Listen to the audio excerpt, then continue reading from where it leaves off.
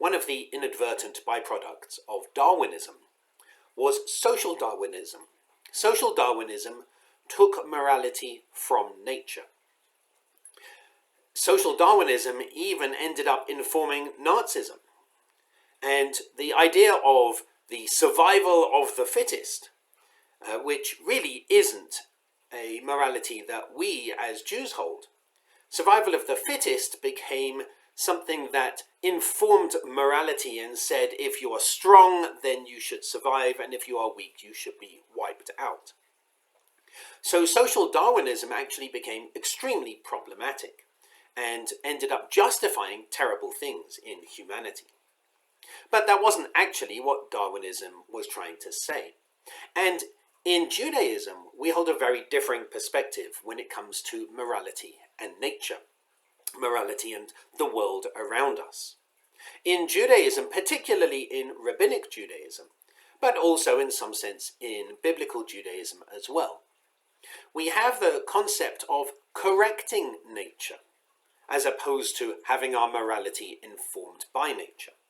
And that's a very interesting, very different perspective. We, for example, correct nature even in rituals like circumcision, where we say the world isn't yet complete and we need to just help complete it. Similarly, we look at the world around us and say, well, it's not perfect yet, and so we need to help perfect it. And so in so doing, we become co-creators with God. We become partners with God in relation to the environment around us. So the thrust, essentially, of biblical and especially rabbinic thinking is that nature exists not necessarily to teach us how to behave, but rather nature exists as an area in which we can find a moral high ground and express it. Now, that's not always the case. Of course, in Rabbinic Judaism, there are a variety of opinions. And we actually learn in Talmud that if it weren't for Torah, we would learn different forms of morality from different animals. We'd learn modesty from the dove, and modesty from the cat, and chastity from the dove, and so on.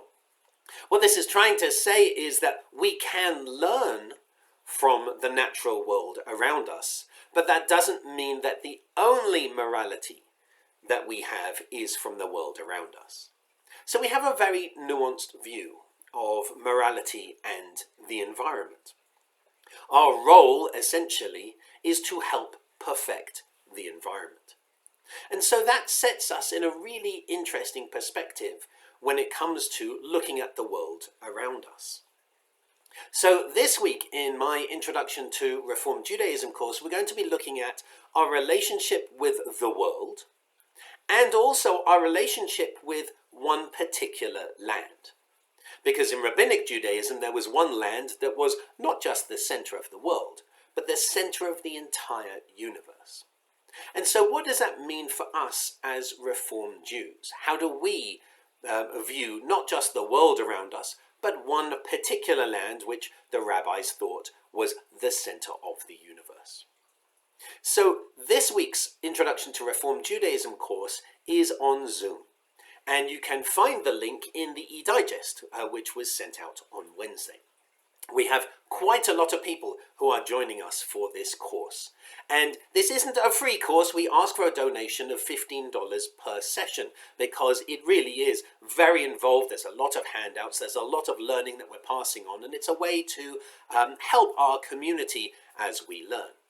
And so I do encourage you to please have a look at the link and to join us on Sunday morning for this really interesting course. I reckon there'll be about 20-25 people there to join in with us learning about our relationship to the land. And that means the land in general and one specific land as well.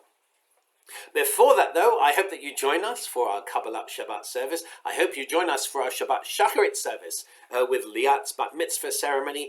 She'll be reading from Shemot, and she has a wonderful Dvar Torah, a wonderful drush, a wonderful commentary on her Torah portion and how it connects to her very personally. It's a very powerful reading. I do hope that you'll join us for that and join us for our Introduction to Reform Judaism course on Sunday. And I wish you Shabbat Shalom.